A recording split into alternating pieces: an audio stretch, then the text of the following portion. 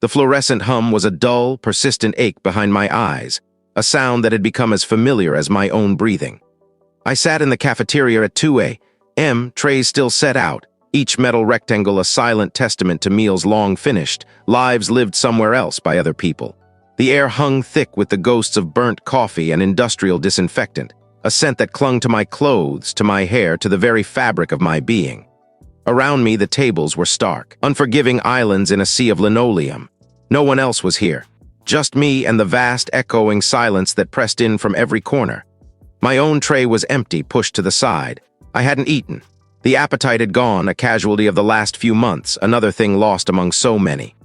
Grief, I'd learned, wasn't just an emotion. It was a physical weight, a constant pressure on the chest, a dulling of the senses until the world became a muted, grayscale film. I traced the condensation ring on the table left by my forgotten water glass. My fingers felt cold, clumsy. I was 27, adrift, and felt older than the peeling paint on the cafeteria walls.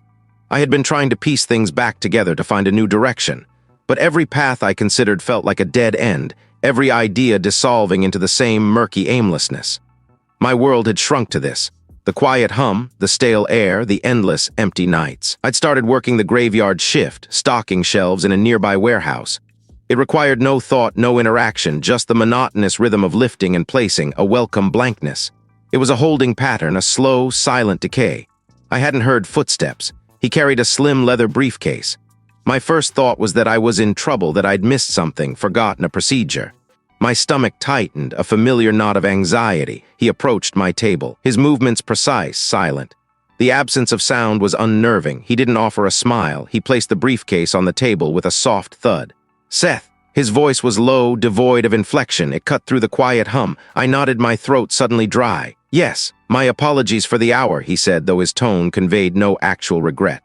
"My name is," he stated his role, "a legal representative. I have urgent matters to discuss regarding your family." Family, the word felt like a foreign object. My immediate family was gone. I had no other family, or so I'd always believed.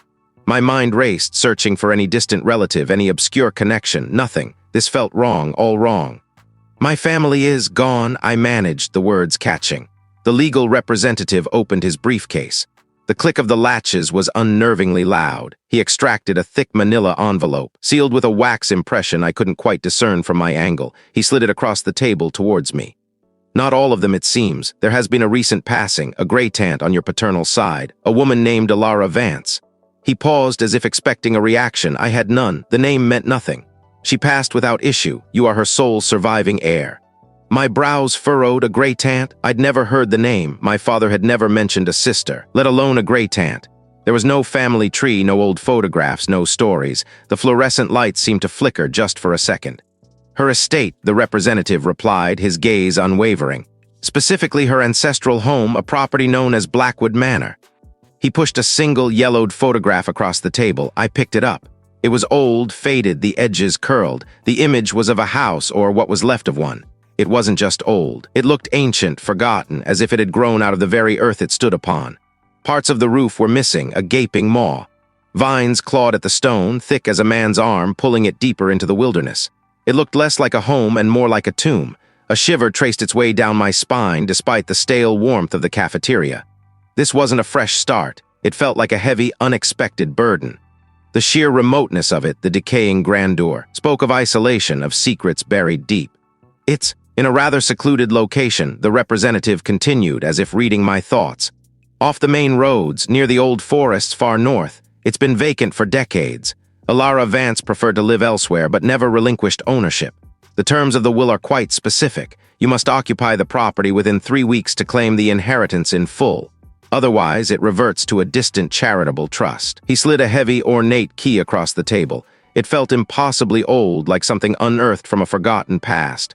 The weight of it in my palm was substantial, a physical anchor in my aimless existence. "All the necessary documents are in that envelope," he said, gesturing to the manila package. "My office will arrange transportation should you accept. I require your decision by morning." He stood, gathering his briefcase. He hadn't offered any condolences for my supposed great-aunt, no words of comfort for my own recent losses. He was a messenger, nothing more. It was heavier, expectant.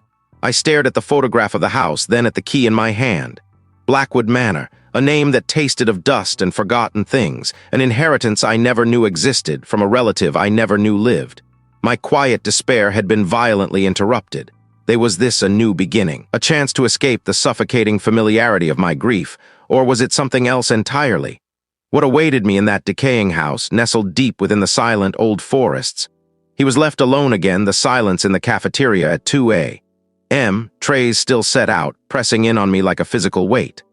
The fluorescent lights hummed, casting a sickly yellow glow on the empty tables, each with its abandoned plastic cutlery. The lingering scent of stale coffee and fried grease clung to the air, a pathetic counterpoint to the news that still echoed in my ears. An ancestral home, a gray tant I'd never heard of, my inheritance. I sat there, numb. My recent losses had hollowed me out, leaving an ache that no amount of solitude seemed to soothe. My determination, however, was a stubborn ember refusing to be extinguished. This house, this unexpected legacy, felt like a lifeline, a chance to reset, to finally breathe. I had nothing left to lose, nowhere else to go. I would face whatever awaited me. The drive was long, a slow unraveling from the familiar. The paved road gave way to cracked asphalt, then to gravel, the rhythmic crunch beneath my tires the only sound for miles. My phone lost signal somewhere past a forgotten crossroads, severing my last tenuous link to the outside world. The trees grew taller, denser, their branches interlacing overhead to form a suffocating canopy. It felt less like driving to a place and more like driving into something, a deep, silent maw. Then through a sudden break in the foliage, I saw it. It wasn't a house so much as a hulking silhouette against the bruised pre-dawn sky.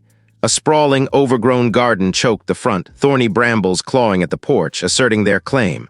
My throat tightened. This was it, my fresh start. I killed the engine. The air was thick with the smell of damp earth, decaying leaves, and something else, a faint metallic tang, like old iron and forgotten blood. Getting out of the car, I felt the crunch of dead leaves under my boots. The porch groaned under my weight, each step a protest. The front door, a heavy slab of scarred oak, seemed to resist my touch, as if reluctant to open. I pushed, and it yielded with a drawn-out shriek that scraped along my nerves. A thick layer of dust coated every surface, undisturbed for decades. The house was enormous, far larger than I had anticipated. A grand staircase, its banister draped in cobwebs, spiraled upwards into the blackness of the upper floors. My first steps echoed, loud and intrusive in the profound quiet. The floorboards creaked beneath me, a chorus of sighs. I walked from room to room on the ground floor, my breath fogging in the frigid air. The furniture, shrouded in white sheets, looked like an assembly of ghosts. The silence was absolute, save for the occasional groan of the old house settling or the rustle of something unseen in the walls. I told myself it was just the wind or mice. Old houses made noises. In what seemed to be a sitting room, a tall grandfather clock stood sentinel in a corner, its pendulum still. I ran my gloved hand over its dusty face. It hadn't ticked in years. It was barely a sound, a breath of air, perhaps, stirring the dust. I paused, straining my ears. Nothing. My exhaustion, I decided, was playing tricks. I moved deeper into a vast dining room with a table long enough to seat a dozen people. The windows here were grimy, allowing only slivers of weak early morning light to pierce the gloom. My head snapped back. An old house, I reminded myself, full of nooks and crannies, but the feeling persisted. A prickling on the back of my neck, the distinct sensation of being watched. I spun around, flashlight beams sweeping the empty room. Nothing moved, nothing stirred. My determination, though still present, was beginning to fray at the edges. This wasn't just an old house, it was a tomb, a monument to forgotten lives, and I was the newest occupant. It wasn't the settling of wood, nor the groan of an old house. It was the sound of weight, a careful step. Was I truly alone here, the silence in the cafeteria at 2 a.m., trays still set out, pressed in on me like a physical weight. The lingering scent of stale coffee and fried grease clung to the air, a testament to the day's forgotten bustle. My own coffee, lukewarm and bitter, sat untouched. My colleague, the only other soul I'd seen since midnight, had finally left, muttering about an early start. I'd offered a half-hearted wave, my gaze already fixed on the steam rising from the industrial dishwashers. He hadn't asked why I was still here, why I seemed to gravitate towards the quietest, most forgotten corners of the building after hours. He didn't need to. Everyone knew about the house. Everyone knew about the losses. I was supposed to be processing a shipment manifest, a mountain of paperwork that blurred at the edges under the relentless buzz of the lights. But my pen lay still. My mind kept returning to the house, to the dust motes dancing in sunbeams that weren't there, to the way the shadows in the hall seemed to deepen even when the lights were on. It was an old house, yes, a relic of a forgotten branch of my family, but it felt heavier than just its age. I pushed myself away from the table, the plastic chair scraping a harsh protest against the linoleum. The sound echoed, amplified by the emptiness. The thought of going back to the house, even in the middle of the night, felt like a magnetic pull. It wasn't a comforting pull, not anymore. More like the slow, inevitable drag of a current. I parked the truck, the crunch of gravel under the tires the only sound, and killed the engine. The sudden quiet was profound. I sat there for a moment, just breathing, trying to steady something inside me that felt perpetually off-kilter. Inside, the air was cool, carrying that distinctive scent of old wood and something else, something dry and earthen like disturbed soil. I flicked on the hall light, bathing the entryway in a weak, yellow glow. My boots echoed on the bare floorboards as I walked through the living room past the shrouded furniture. Each sheeted form seemed to hold its breath. I went straight to the kitchen, needing a glass of water, anything to cut through the dryness in my throat. As I reached for a tumbler, a movement caught my eye. Nothing, just the hum of the old refrigerator, a sound that seemed to mock the stillness. But it didn't reappear. I told myself it was fatigue, the play of my own shadow from the weak kitchen light, my eyes adjusting to the dimness. My mind was playing tricks naturally. This house, this isolation, it was getting to me. I took a deep, shuddering breath and filled the glass, my hand trembling slightly. The next morning, the sun streamed through the kitchen window, bathing the room in a warmth that felt almost normal. I was determined to be productive. I had a long list of repairs, a mental blueprint for reclaiming this space. I started in the library, a room I'd mostly avoided. Bookshelves lined every wall, filled with dusty tomes in languages I didn't recognize, their spines cracked and faded. I decided to start by simply dusting, just to make a dent in the accumulated grime. As I worked, a low, indistinct murmur began. It was faint, like distant conversation, a soft rustling of leaves mixed with the hushed tones of voices. I paused, duster in hand. "Is someone there?" I called out, my voice louder than I intended in the quiet room. The murmuring stopped. I waited. My ears strained, but there was only the sound of my own breathing, the faint creak of the old house settling. It had to be the wind. The house was old, drafty. The wind could whistle through cracks, creating strange acoustics. I nodded to myself, a silent affirmation of logic. It was just the wind. I resumed dusting, trying to focus on the task, but a prickle of unease had already taken root. Later that afternoon, after a meager lunch of canned soup, I went back to the library. I'd left a small, leather-bound journal on the mahogany desk, planning to look through it later. It was an old thing, filled with faded script that might be a distant relative's ramblings, or perhaps something more practical, like inventories of the estate. I remembered placing it squarely in the center, next to a stack of untouched blueprints. But it wasn't there. My gaze swept the desk. The blueprints were still there, a neat pile, but the journal was gone. My heart gave a little lurch, a skip that felt less like a beat and more like a plunge. I checked under the blueprints, then in the nearby drawers. I looked on the floor, thinking it might have fallen, still nothing. Then I saw it, tucked away on a shelf several feet from the desk, nestled between two massive, leather-bound volumes of ancient poetry. It was the journal. I knew with absolute certainty that I had not put it there. I had placed it on the desk. I always put things back where I found them or where I specifically intended to work with them. My habits were meticulous, almost obsessive, especially since everything. I walked to the shelf, my steps slow, hesitant. My fingers brushed the rough spine of one of the large books, then carefully extracted the journal. It felt heavier in my hand than I remembered, or perhaps that was just my imagination. I opened it to a random page. The script was still indecipherable, but something else caught my attention.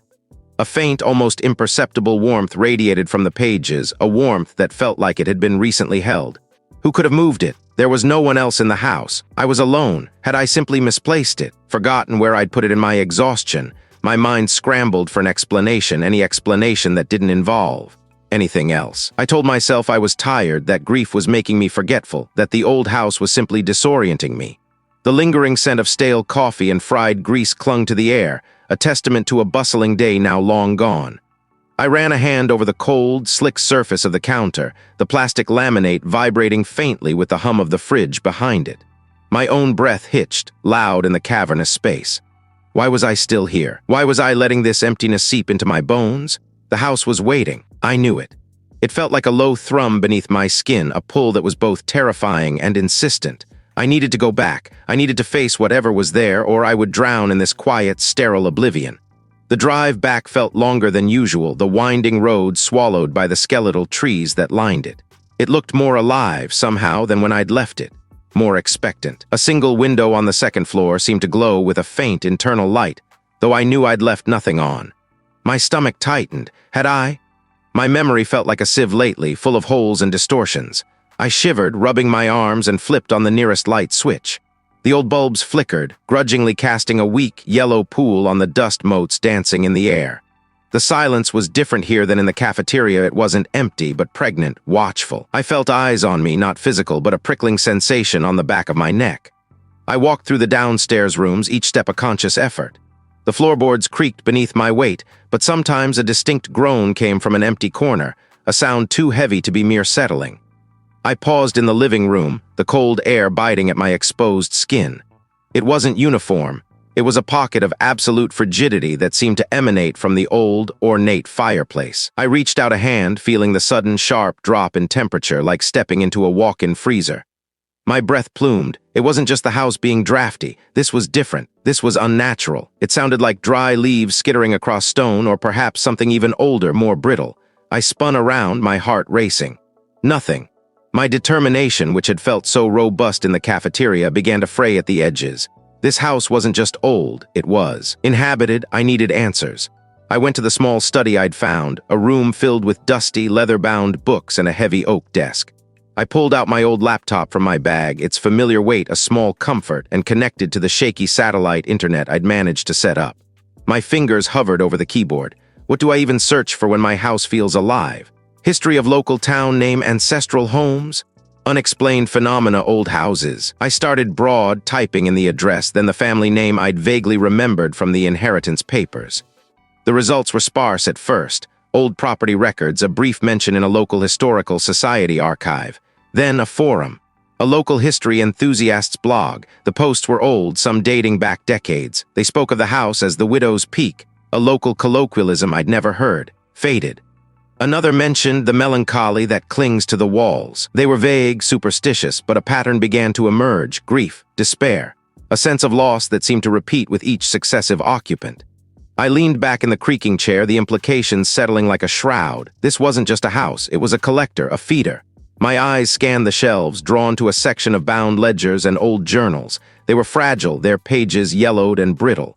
I pulled one out, the leather cover cracking under my touch, releasing a puff of ancient dust. The script inside was faded, elegant, yet hurried in places. It was a diary dated over a century ago. The first entries were mundane, observations about the weather, chores, but then a shift. October 14th, I feel watched, a presence light as dust, yet heavy as sorrow. November 3rd, they speak of what I have lost, my beloved. I hear his name. My breath caught. The hairs on my arms stood on end. I heard a distinct thump from the room above, a sound too heavy to be a branch, too sudden to be the house settling. Something was moving. I gripped the journal tighter, my eyes darting to the doorway. The air in the study had grown heavier, thicker, pressing in on me. I felt a sudden, inexplicable wave of sadness wash over me, a profound, aching loneliness that wasn't my own. It felt like an echo, a memory of someone else's grief, amplified and projected onto me. The pages blurred. I blinked, trying to clear my vision, but the words swam, the old ink seeming to writhe on the page. For a split second, I saw it. Not a face, not a form, but a ripple in the glass, a distortion of the familiar study, as if something vast and unseen had just passed through. What had just moved through the room? My eyes were fixed on the ceiling, muscles locked. The sound, that thump, had been heavy, solid, not the creak of old wood settling, not the groan of the wind against the eaves. It was something dropped or someone falling. I held my breath, listening, the silence that followed even more oppressive than the noise itself. My heart hammered against my ribs, a frantic drum against my sternum. I waited. A minute stretched into 5, 10. The chill in the room deepened, a cold that felt less like temperature and more like a presence. My fingers tightened around the worn leather of the journal. I wanted to move, to investigate, to prove it was just my imagination, a branch striking the roof, a squirrel in the attic. But a leaden weight settled in my stomach, pinning me to the chair. What if it wasn't? What if I found something? Or worse, what if something found me? I squeezed my eyes shut, then forced them open. This was absurd. I was letting the house get to me. The isolation, the grief, the sheer strangeness of this inheritance. I needed to focus, to ground myself. The journal. It held answers, or at least distractions. I flipped past the last entry I'd read, past the strange scrawls and half-finished sentences, seeking something else, anything to pull my mind away from the phantom weight above. My fingers brushed against a section of brittle, yellowed pages, distinct from the others. The handwriting here was different, more formal, almost elegant, yet with an underlying tremor that spoke of age or agitation. It was a family ledger of sorts, detailing occupants and significant events. My great-great-grandfather, a merchant, had owned the place, then his son, a recluse, and so on. But the entries grew sparse, the details vaguer as the years progressed. I saw names, or rather roles, listed beside dates. The scholar acquired property 1887, died 1892, cause, consumption.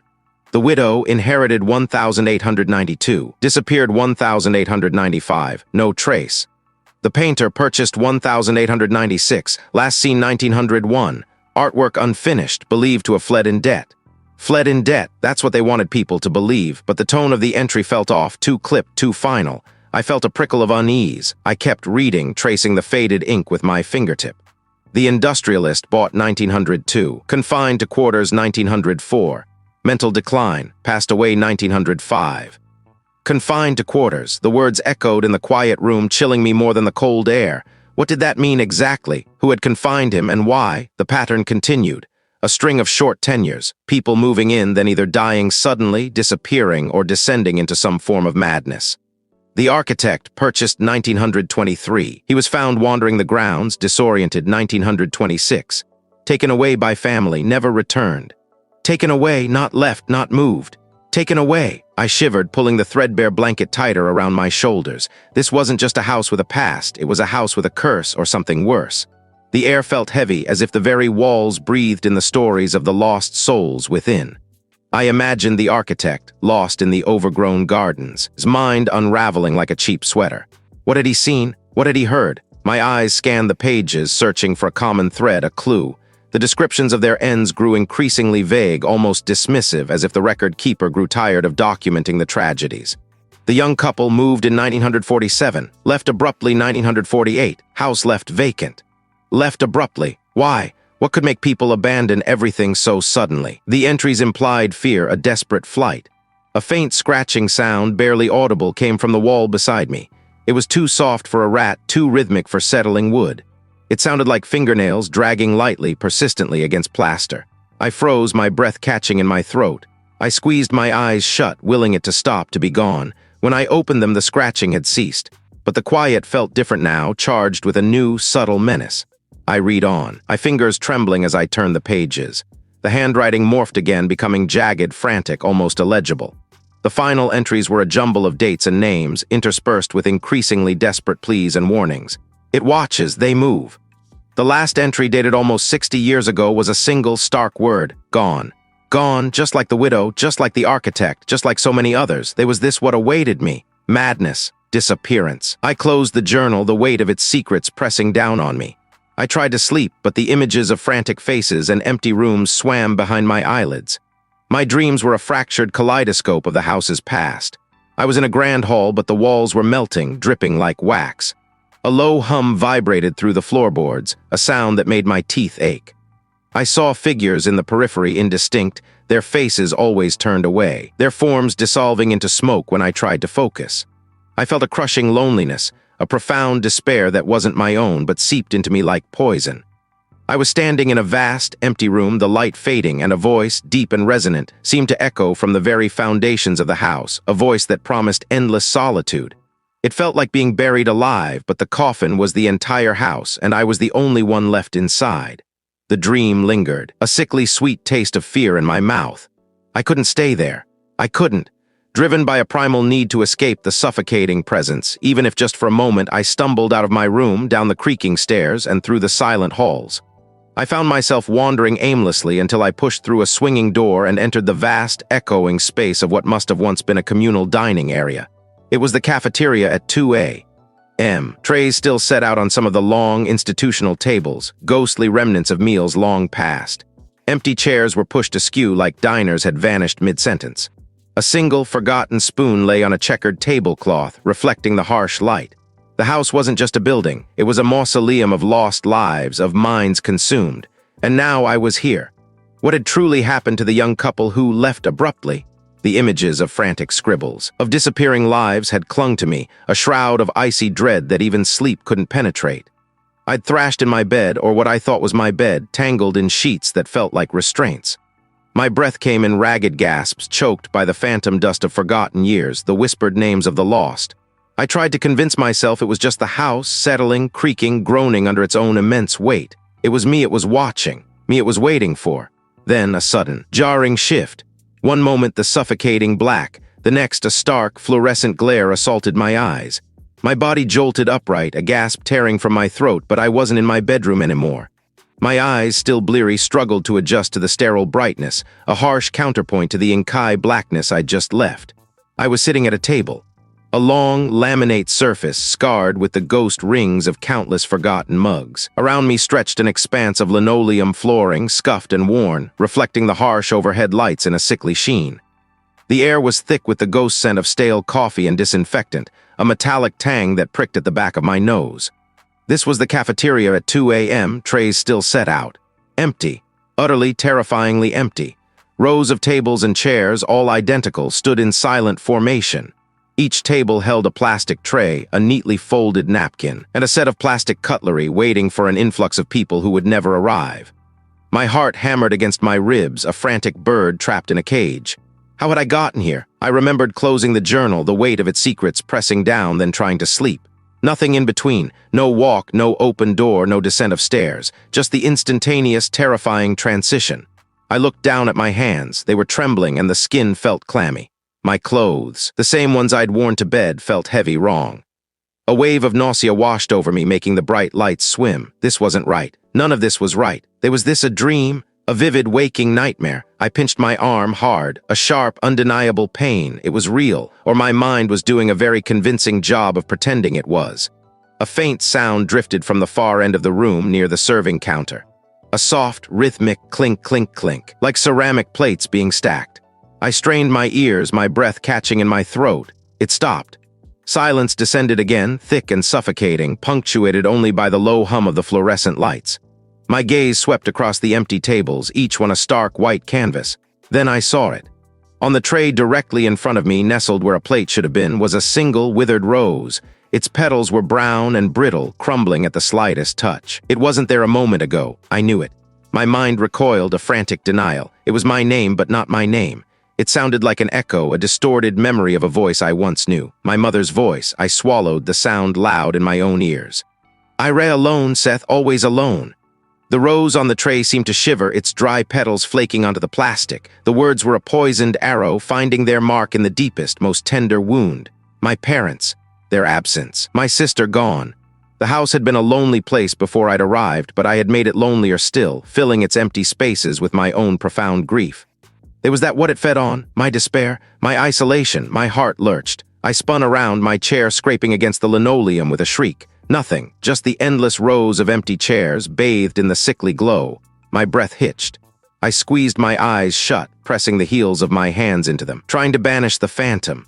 When I opened them again, the figure was gone, but a new detail had appeared. On the table across from me, where no tray had been before, sat a child's drawing. A crude stick figure, smiling, holding hands with two taller stick figures. Above them, a lopsided house. A child's scrawl, innocent yet terrifyingly familiar. It was one of my sister's drawings from when he was small. I remembered it, the way she'd proudly presented it to our parents. Her wide, gap-toothed grin, my vision blurred. The cafeteria stretched out, twisting, the rows of tables seeming to lengthen, the lights growing brighter, then dimmer, as if struggling to hold on. The air grew heavy, thick with an almost palpable sorrow. The clink, clink, clink started again, faster this time, from the serving counter, joined now by a faint, high-pitched giggle. A child's giggle, my sister's giggle. "No," I choked out, my voice raw. "Stop it. This isn't real." The giggle intensified, echoing, multiplying, swirling around me until it felt like a swarm of tiny, invisible things buzzing inside my skull. It wasn't joyful. It was mocking, taunting. The withered rose on my tray disintegrated into a pile of dust. The child's drawing on the opposite table rippled, the paper seeming to melt and reform, the smiling stick figures twisting into contorted, screaming shapes. I pushed back from the table, stumbling to my feet. My legs felt like jelly, my knees threatening to buckle. The cafeteria walls seemed to ripple, the stark white paint bubbling and peeling, revealing glimpses of rough, ancient stone beneath. The humming of the lights escalated into a high-pitched whine that grated on my nerves, pressing against my eardrums. I clamped my hands over my ears, desperate to block out the cacophony, but the sounds were inside me. "You brought it with you, Seth," a voice, now a chorus of voices, hissed from all directions. "Your grief, your fear, it's all here, it always was." My head spun, the floor tilted. I clutched at a nearby chair, my grip tight against the cold metal. The house, it wasn't just the house, it was me. My own memories, my own heart, serving as the raw material for this torment. The entity wasn't just in the house, it fed on the very fabric of my being, twisting my past into a weapon against my present. It wasn't just observing my despair. It was actively cultivating it, tending to it like a gardener to a noxious weed. I was the meal laid out on a tray, waiting to be consumed. I was trapped in a nightmare, in a memory, in a place that didn't exist, yet felt more real than anything I'd ever known. Was there any escape from a prison built from my own mind? My head spun. The floor tilted. The house, it was me. The entity wasn't just in the house, it fed on the very fabric of my grief, my isolation. A cold clarity, sharp as broken glass, pierced through the panic. I wasn't a victim here, not entirely. I was a resource, and if I was a resource, I could fight back, or at the very least, I could escape. The determination settled in my gut, a hard, cold knot. I needed to get out. I needed to tell someone, anyone, no signal, of course. The house always seemed to swallow the outside world whole. I remembered the landline, a dusty relic in the study. It had to work. It had to. I moved with a purpose I hadn't felt in weeks, each step echoing too loudly on the hardwood. The air grew heavy, thick with the scent of dust and something else, something metallic and sweet like old blood and decaying roses. My skin crawled. The house knew. It knew I was trying to break its hold. In the study, the old rotary phone sat like a forgotten sentinel. I snatched it up, the plastic cool and smooth beneath my palm. My mind raced through names. A former colleague, a distant relative I barely remembered, even the local sheriff, though I doubted he'd believe a word of it. I settled on the colleague, practical, grounded, less likely to dismiss me outright. Then a low hum started, not from the phone but from the walls themselves, a vibration that resonated in my teeth. The light flickered, the single bulb above me dimming, then brightening erratically. Static crackled through the receiver, growing louder, drowning out the dial tone. I pressed the phone tighter to my ear, straining to hear. "I don't need them, Seth." My breath hitched. I dropped the phone. It clattered against the desk, the receiver dangling by its cord, emitting a continuous buzzing shriek.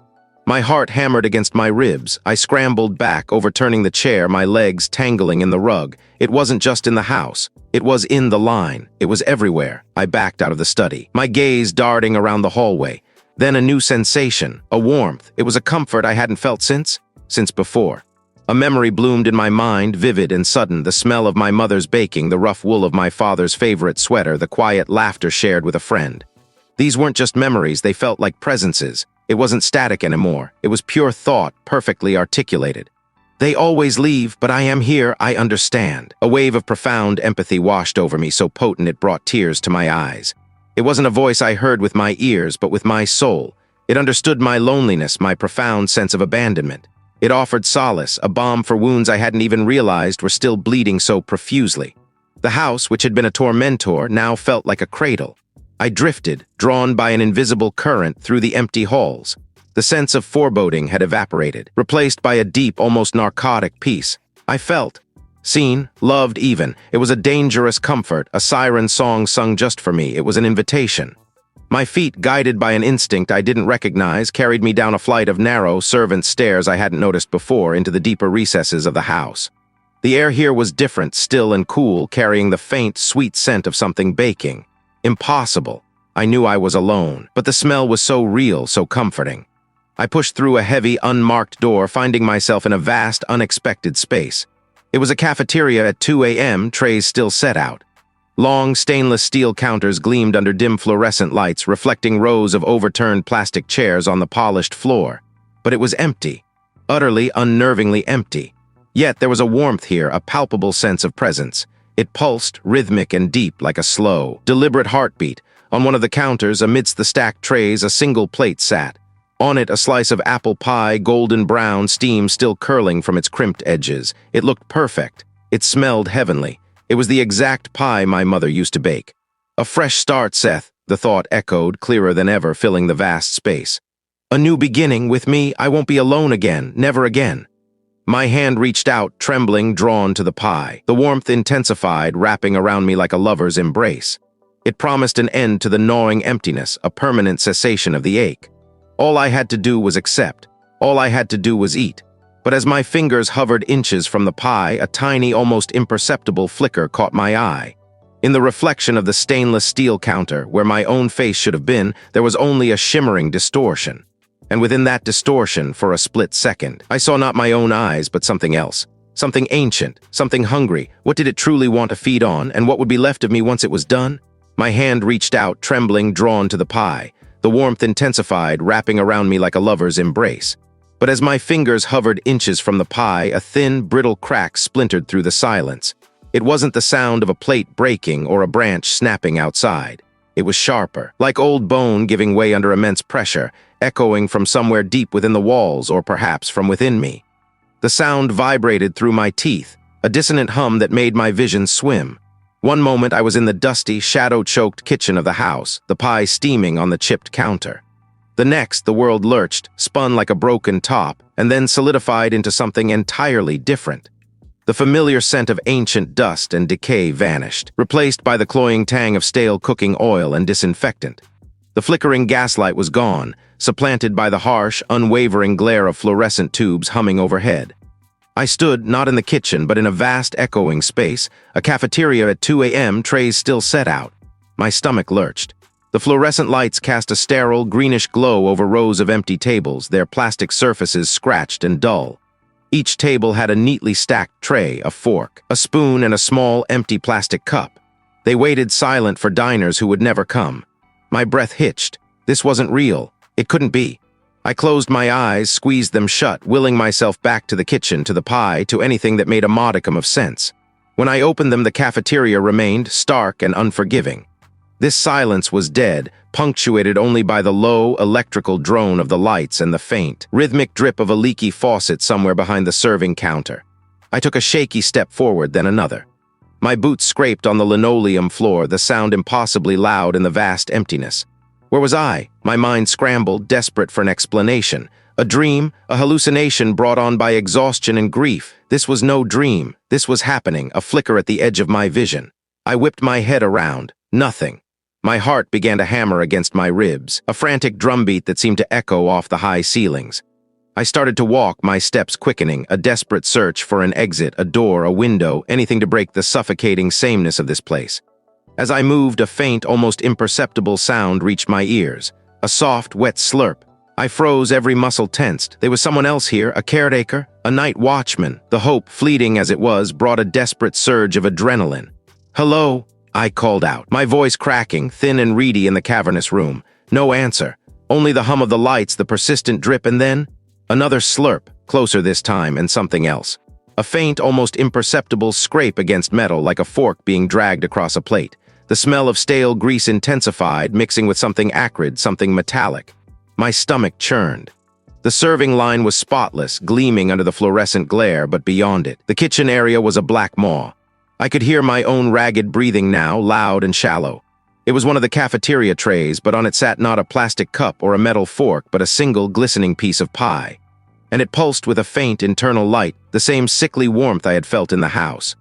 A tendril of steam, thick and sweet, rose from its surface, carrying with it the scent of cooked apples and something else. Something rotten, something that curdled the air. My eyes fixated on it. The pie. The exact pie from the house, but now here in this impossible place. My mind reeled. This was beyond coincidence, beyond rational thought. My breath hitched, caught in my throat. The pie pulsed again, a silent, rhythmic beat. It beckoned. It was a sound of pure ancient hunger. It stretched, elongated, reaching for the pie, for my pie, for me. My carefully constructed walls of denial shattered. This wasn't grief. This wasn't exhaustion. This wasn't my mind playing tricks. This was real. Whatever had been tormenting me in the house, blurring the edges of my reality, it was here in this impossible cafeteria, manifesting in a way that screamed its undeniable existence. I bumped hard into a table, sending a tray clattering to the floor, the plastic fork and spoon skittering. The sound echoed, sharp and frantic. My entire body trembled, a violent shiver that refused to stop. There was no escape. This place wasn't a hallucination I could wake from. It was a cage, and I was trapped inside it with something that wanted to consume me. What would it take? But as my fingers hovered inches from the pie, a terrible, guttural whisper slithered into my mind. It wasn't a voice I heard with my ears, but something deeper, a vibration in the marrow of my bones. Mine, all mine. The words weren't a comfort, they were a claim, a possessive snarl that ripped through the hazy peace. My stomach convulsed, not from hunger but from a sudden, cold dread that radiated through my core. The warmth from the pie felt less like an embrace now, more like a suffocating blanket. My vision blurred. The edges of the table, the gleam of the ceramic plate, they wavered. The cafeteria at 2 a.m., trays still set out, shifted around me. A metallic clang echoed from an unseen kitchen beyond the swinging doors, sharp and sudden. It cut through the entity's insidious lullaby. My head snapped up. The smell of stale coffee and disinfectant, so familiar just moments ago, now felt acrid metallic. I was here, I was really here, and I was about to make a terrible mistake. The pie, it pulsed with a faint internal light, a sickly yellow, not food, never just food. It was a lure, a trap, a final offering before the devourment. My fingers recoiled as if burned. Then came the images, not memories of my own, but flashes, searing and brutal, imprinted directly onto my consciousness. Another man, much older, slumped over a ledger in the dining room, his skin paper-thin, his breath barely stirring the air. His eyes, though, were fixed on something I couldn't see, something that made a silent scream twist his mouth into a rictus. I saw the house, but it wasn't the decaying structure I knew. It was alive. The floorboards, the walls, the attic rafters, they were veins, arteries, spreading an unseen influence. The air itself was thick with something ancient, a miasma of collected sorrow. It wasn't just in the house, it was the house, or at least its heart. The cafeteria around me twisted. The chrome legs of the tables seemed to lengthen, to writhe. The plastic chairs groaned. The clatter from the kitchen became a rhythmic thump-thump-thump, like a giant, sluggish heart.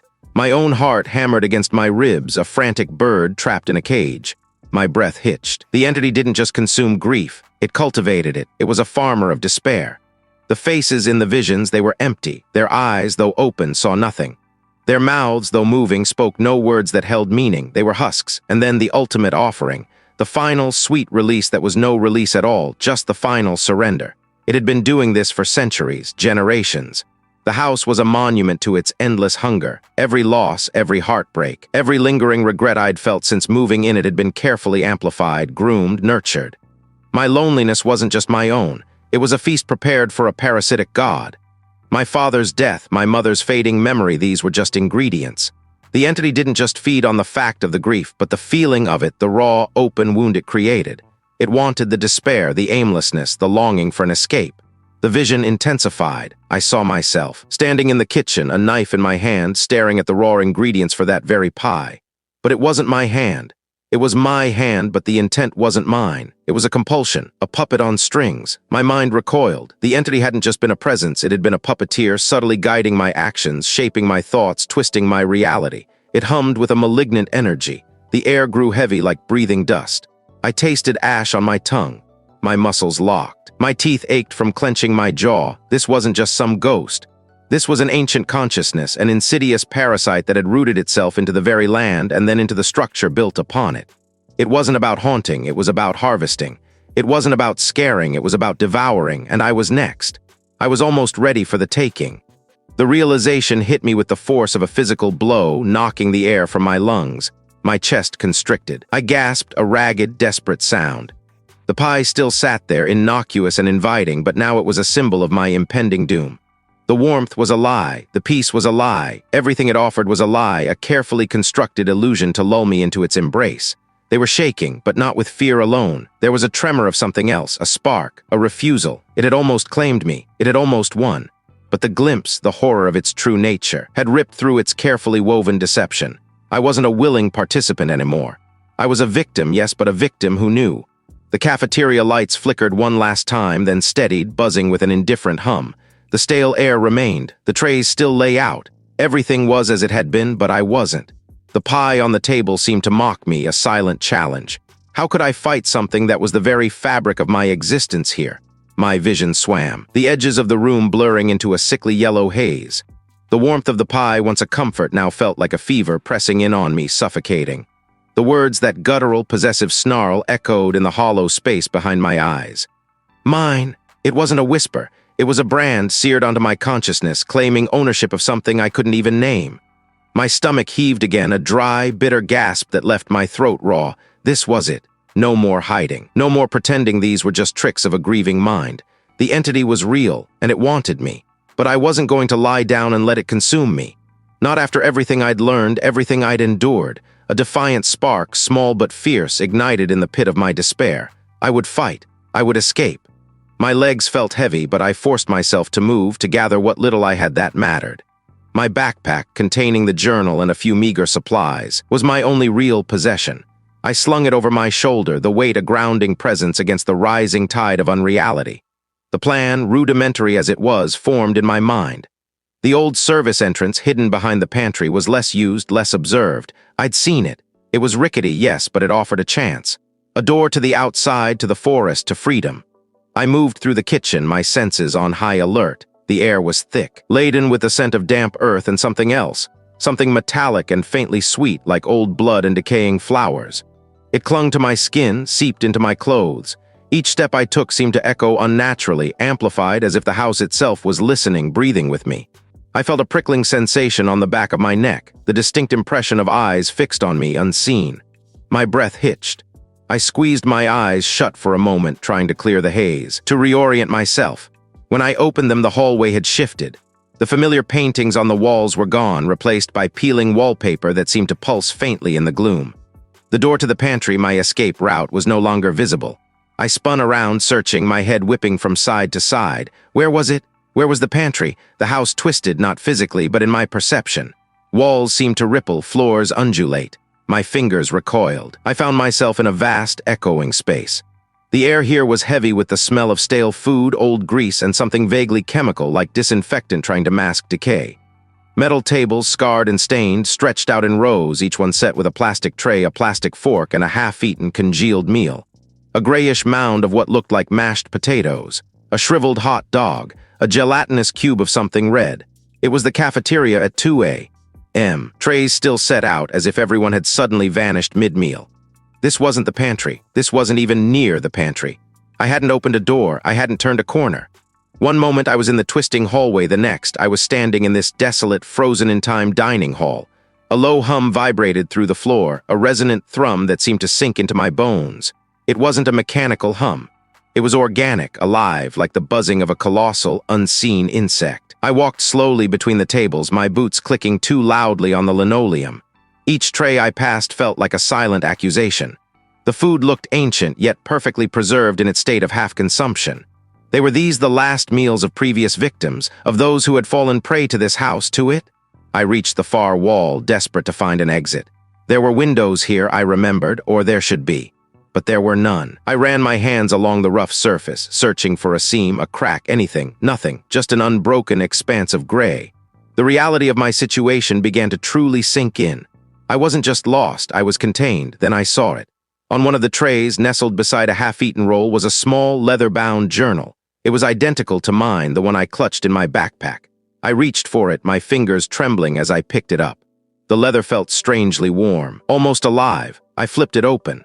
The handwriting was familiar, painstakingly neat, yet increasingly frantic. My handwriting, it was my journal, but not my journal. The entries detailed events I hadn't yet experienced, fears I hadn't yet voiced, and a growing acceptance of a fate I was still fighting against. One entry scrawled in a hand that was unmistakably mine, but desperate, read, "It knows my thoughts. It twists my path. There is no escape. The house is me." My breath caught in my throat. This wasn't a warning. It was a blueprint. The pages blurred. I gripped the journal tighter, the leather creaking. How could this be? How could my own future be written down here waiting for me? Was this a trick of the entity, or was I truly seeing a path already paved, a trap already sprung? The air grew heavy, thick with the metallic scent. The hum intensified, vibrating through the floor, up my legs, into my chest. It felt like the house was not just listening, but absorbing. My attempt to fight back, to escape, had led me directly into a deeper, more profound entanglement. The journal slipped from my grasp, landing with a soft thud on the plastic tray, its pages splayed open, revealing the terrifying truth. The house wasn't just influencing my perceptions. It was writing my story.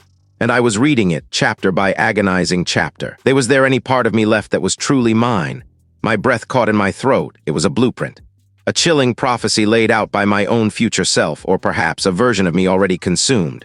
The pages blurred. How could this be? How could my own future be written down, every terrible detail etched into this brittle paper? The words swam, then dissolved into meaningless squiggles.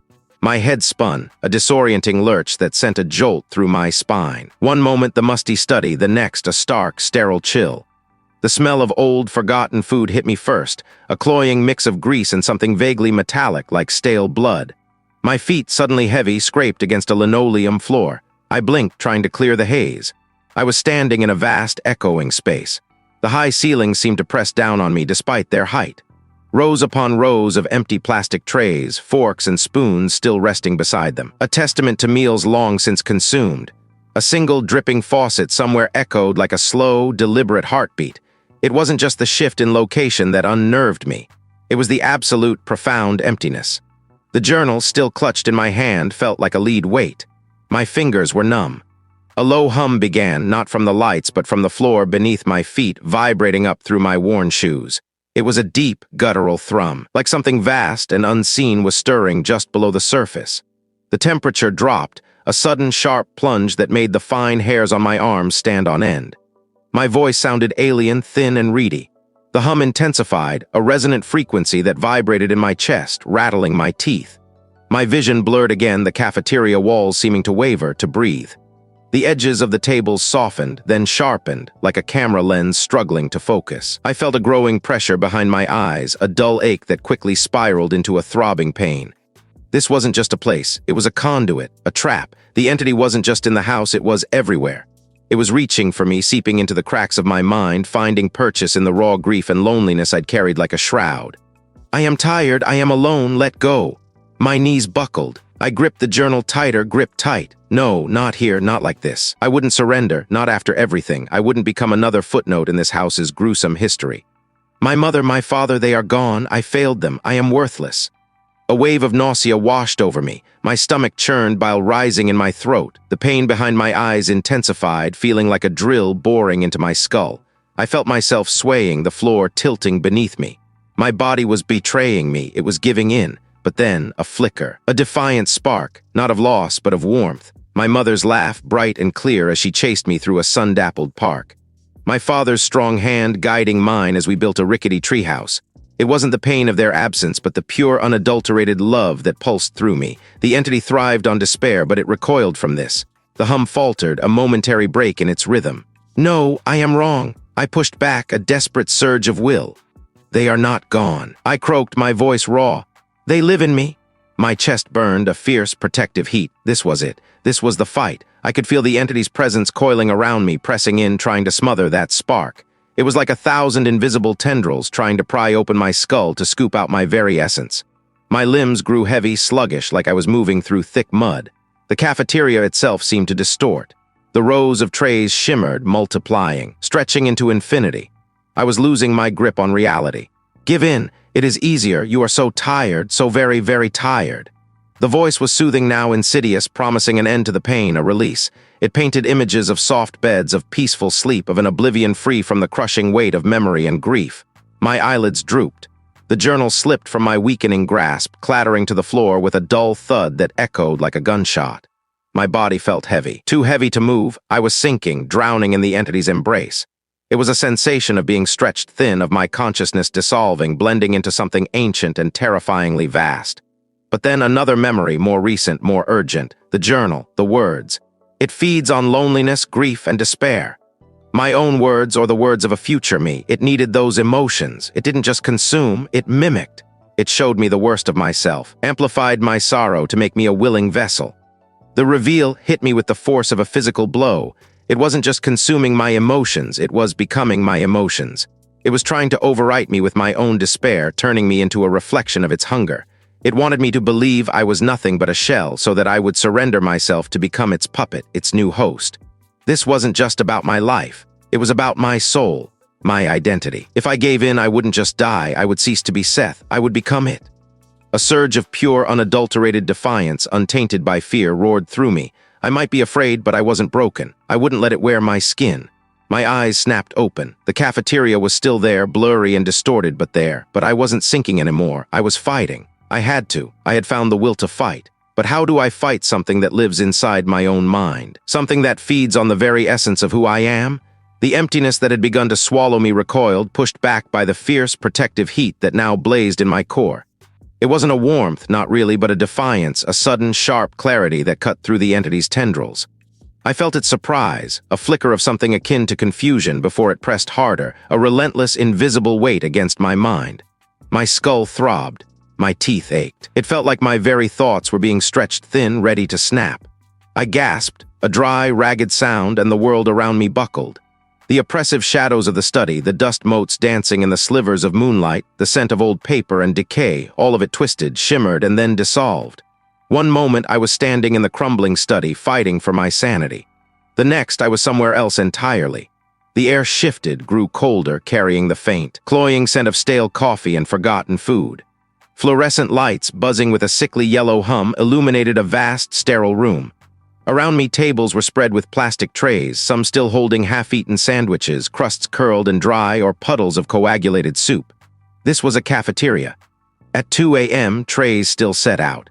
It was the quiet of a place meant for noise, for chatter, for the clatter of cutlery and the murmur of human voices, now utterly devoid of them.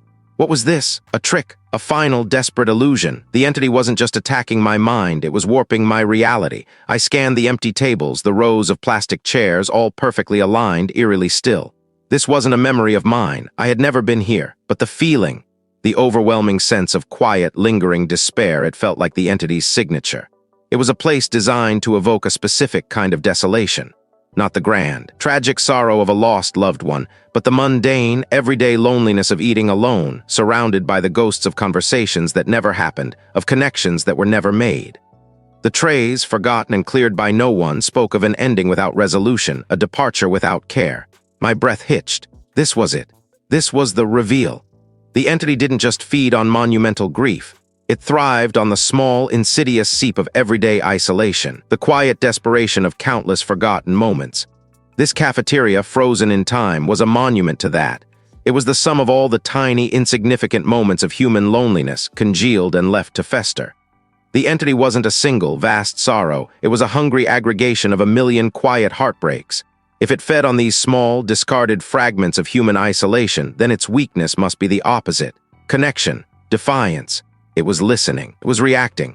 I took a shaky step forward, then another, walking between the silent tables. Each step echoed too loudly. I could feel its tendrils again, not trying to pry, but to smother, to envelop me in the deep, quiet comfort of giving up. It showed me images, the warmth of my old bed, the quiet peace of oblivion, the end of all the fighting, just rest, just cease, but I pushed back. My protective heat flared hotter. "No," I replied, louder this time. "I won't be another empty seat at your table." The fly stopped buzzing. The air grew still, impossibly so. A low hum vibrated through the linoleum floor, rising from beneath my feet.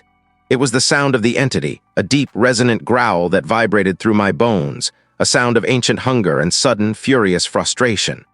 The half-eaten food on the trays began to putrefy, wilting and blackening before my eyes, the smell of decay suddenly overwhelming, sweet and nauseating. It was trying to break me, to drown me in the very despair it consumed. I closed my eyes, picturing the faces of those I had lost, not with grief but with love, with the fierce memory of their presence. It was a desperate gamble, a psychic tug-of-war for my very soul. "You feed on what's left behind," I yelled, my voice cracking, "but you can't touch what's still alive." The hum intensified, becoming a piercing shriek that clawed at my eardrums. The room pulsed, the tables vibrating, the chairs rattling. My vision blurred. A wave of nausea washed over me, a dizzying assault on my senses. Was this working, or was I merely accelerating my own end? The shriek. It tore at me, not just my ears, but something deeper, something in the marrow of my bones. My mind buckled, then snapped. A pure, blinding white, then black. I gasped, a ragged, burning sound in my throat, each breath a searing intake of cold, stale air. My eyes flew open, struggling to focus through a haze of pain and disorientation. The ceiling above me was institutional, a grid of acoustic tiles stained with what looked like old coffee rings and mildew. Fluorescent lights, some flickering with an erratic, buzzing rhythm, hummed a low, sickly drone that vibrated in my teeth. Not the ancient, groaning timbers of the house, not the opulent decay I had grown accustomed to. I was sprawled on the cold, linoleum floor, my cheek pressed against a surface sticky with something dried and unpleasant. The metallic tang of old food, disinfectant, and something else, something acrid like burnt sugar, filled my nostrils. My head throbbed, a relentless drumbeat behind my eyes. I pushed myself up, my limbs heavy, sluggish, protesting every movement with a dull ache. A profound, echoing quiet that felt heavier than the shriek that had just ripped through me. It wasn't merely the absence of sound. It was a presence, thick and expectant. I was in a cafeteria. Long tables, scarred with knife marks and faded patterns, stretched out before me, their surfaces glinting dully under the weak, flickering lights. Plastic chairs, some stacked haphazardly, others toppled, leaned against them. A few trays were still set out on the tables, waiting for a meal that would never come. Dried, crusty remnants of what might have been peas or mashed potatoes clung to the plastic, like ancient, fossilized offerings. It was 2 a.m. The clock on the wall, a cheap plastic thing with a cracked face, confirmed it with a faint, incessant ticking that seemed to mock the vast quiet. What had happened? The last thing I remembered was the rage, a desperate primal scream that wasn't sound but pure unadulterated defiance. A raw, guttural refusal to yield. I wouldn't break, I wouldn't be consumed. Did I fight it, or did I simply refuse? A tremor ran through me, not fear, not entirely. Disorientation. My hands, when I looked at them, were shaking. My nails were caked with grime, my knuckles scraped raw. It hadn't ripped me apart. I was here, but where was here? I stood, my knees protesting with a soft groan. It wasn't empty. It was waiting. I scanned the room. The serving counter, stainless steel gleaming dully under the weak lights, stretched along one wall. This wasn't my house, not the one I knew, yet it felt connected, like a forgotten limb, severed but still part of the greater whole. The walls were institutional beige, peeling in places, revealing patches of crumbling plaster. A faint, musty dampness hung in the air, overlaying the stale food smell, adding another layer to the unsettling atmosphere. I walked slowly, my footsteps echoing too loudly on the linoleum, each one a sharp crack in the heavy quiet. My head still swam, a low hum resonating behind my ears. The entity. I had faced it. I had felt its power, its hunger, its absolute certainty of my demise. But it hadn't taken me. Why? The thought that flashed, searing and bright. No, not me, not like this. It wasn't a brave thought, not a heroic one, just a stubborn, raw refusal to yield. And in that refusal, a crack, a brief, almost imperceptible weakening in the entity's hold, like a sudden loss of suction. It fed on despair, on loneliness. And in that desperate moment, I hadn't been despairing. I had been fighting. I reached a window, thick with grime, the glass opaque with years of neglect. I wiped a patch clear with my sleeve, revealing a sliver of the outside world. Pre-dawn gloom. Not the rolling hills and ancient gnarled trees of the estate I had inherited. This was an urban landscape. Dilapidated warehouses, their corrugated iron roofs rusted to a deep, bruised orange. A distant skeletal crane silhouetted against a bruised sky. My house. The ancestral home. Where was it? Had I been transported, or had the house itself transformed? The lines of reality, they were not just blurred, they were shredded. The entity didn't just twist perception, it twisted space asterisk. I moved towards the swinging door to the kitchen, a faint, metallic scraping sound. Was it the wind, or something else dragging across the floor beyond the door? My senses were on edge, every nerve taut, buzzing with an internal electricity. The silence was a lie. I pushed the door open, a long, drawn-out creak tearing through the quiet, making me flinch. Shapes of industrial ovens and fridges loomed like slumbering giants. My breath hitched. In the center of the room, on a stainless steel prep table, was a single tarnished silver locket, my grandmother's locket, the one I thought I'd lost months ago amidst the chaos of packing up my old life, the one I'd worn as a child before everything. It lay open. Inside, 2 faded photographs. My parents smiling, a profound sadness washed over me, but it was different now. Not the consuming despair the entity craved. This was grief, yes, but also memory. Love, the scraping sound again, closer this time, too deep for the ambient light to account for, too defined. I gripped the locket, its cold metal digging into my palm. My heart hammered, a frantic drum against my ribs. It wasn't gone. It was here. Weakened, perhaps, but still present, still lurking. The house hadn't just changed its skin, it had pulled me deeper into its twisted core. This cafeteria at 2 a.m., trays still set out, felt like a trap, a temporary lull before the next phase. My survival wasn't a victory, it was a reprieve. My vision flickered. For a split second, the industrial kitchen morphed. The ovens became gaping mouths, the fridges skeletal figures, their chrome eyes watching me. The locket felt like a burning coal in my hand. I squeezed my eyes shut, then opened them. The kitchen was back to its mundane, sinister self, but I knew it wasn't just the house, it was me. The entity had imprinted itself. Its tendrils were inside my mind, twisting what I saw, what I felt. I had repelled it, but I hadn't eradicated it. It had become part of me, or I part of it. I was alone in this vast, decaying structure, or was I? The scraping sound came again, closer. A slow, deliberate drag across the floor, growing louder, more distinct. What would greet me there? And what would be left of me when I found out?